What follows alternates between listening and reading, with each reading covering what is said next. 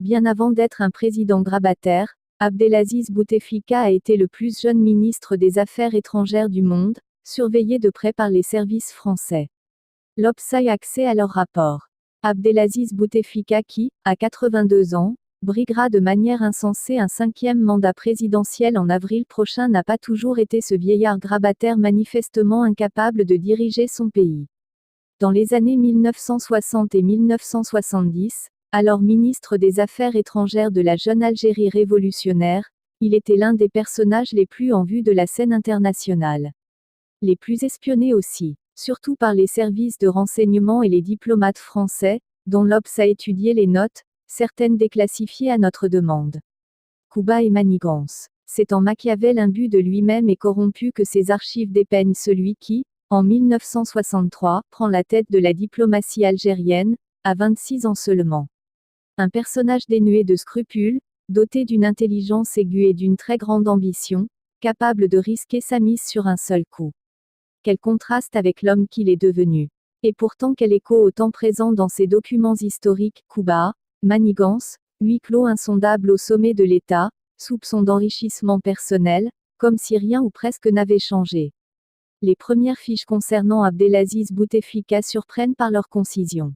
Alors que le SDECE, l'ancêtre de la DGSE, connaît les moindres détails biographiques des grands leaders de la guerre d'indépendance, ils ignorent presque tout de celui qui occupera la scène politique algérienne durant les 60 années suivantes. Ses antécédents ne sont pas exactement connus, si ce n'est qu'il a fait des études secondaires. Quand il devient ministre, ils n'ont même pas de photo de lui. Mais, très vite, les agents se renseignent sur ce jeune homme frêle et fluet. Né à Oujda dans une famille modeste originaire de Tlemcen, celui qui a gagné le maquis dès 1956 puis est devenu commandant dans l'ALN, l'armée de libération nationale est identifié, sous le nom de Si Abdelkader, comme un fidèle du chef d'état-major, le colonel Boumedienne, futur président du pays. Et puis les biographies s'étoffent, Bouteflika se veut un homme de gauche. Très désireux d'apprendre, il lit beaucoup. Esprit subtil et plein d'entre-gens, c'est un négociateur retors. Il apparaît rapidement comme un grand manipulateur, épris de pouvoir. L'homme de tous les complots. Et d'abord du plus célèbre d'entre eux, qui renverse, le 19 juin 1965, le premier président de l'Algérie indépendante, Ahmed Ben Bella, dont le très jeune ministre est, selon Paris, le véritable instigateur. La France est aux premières loges, alors que les hommes du colonel Boumedienne déposent le président Ben Bella au petit matin. Louis Doge, ministre délégué à l'ambassade de France, est convoqué à 9 heures par Abdelaziz Bouteflika. Le diplomate rend compte de ses impressions dans un télégramme chiffré quelques heures plus tard. Il est clair que le ministre des Affaires étrangères fait son affaire personnelle du coup d'État, écrit-il. Il n'est pas surpris, depuis plus d'un an, des rapports du renseignement extérieur français retracent, presque heure par heure, les luttes intestines entre les clans au pouvoir. Coup d'État contre Ben Bella. En mai 1964, un document du SDECE annonce l'arrestation du directeur de cabinet de Bouteflika, Abdelatif Rahal. Et estime que le ministre devrait le suivre prochainement. Le 3 juin, un autre indique que le président Ben Bella vient de signifier à Bouteflika qu'il doit quitter son poste de ministre. Un renvoi qui conduit le ministre des Affaires étrangères à passer à l'action contre le chef de l'État. Menacé d'être écarté de ses fonctions par Ahmed Ben Bella, M. Bouteflika parvient à entraîner Boumedienne dans un mouvement qui aboutira au régime actuel, autrement dit, au renversement de Ben Bella. L'ambitieux ne s'arrête pas à ce coup d'éclat. Dans les tortueuses arcanes du pouvoir algérien, Abdelaziz Bouteflika réussit à éliminer tous ses rivaux. Y compris, selon les Français, l'épouse du nouveau chef de l'État.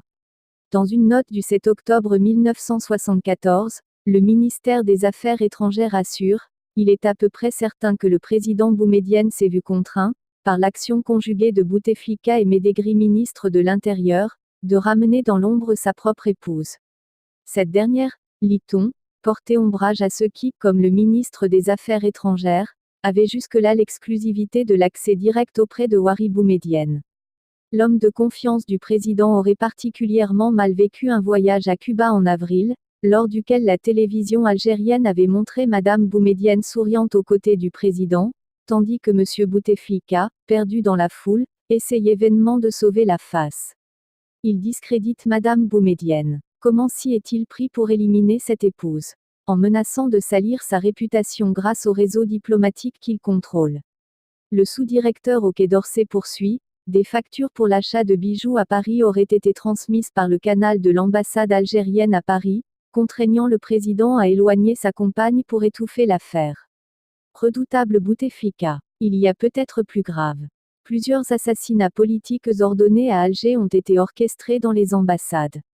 Ainsi, le 18 octobre 1970, le héros de l'indépendance devenu opposant Karim Belkacem est victime à Francfort d'un complot planifié, selon le SDECE, par l'attaché militaire de l'ambassade d'Algérie à Paris.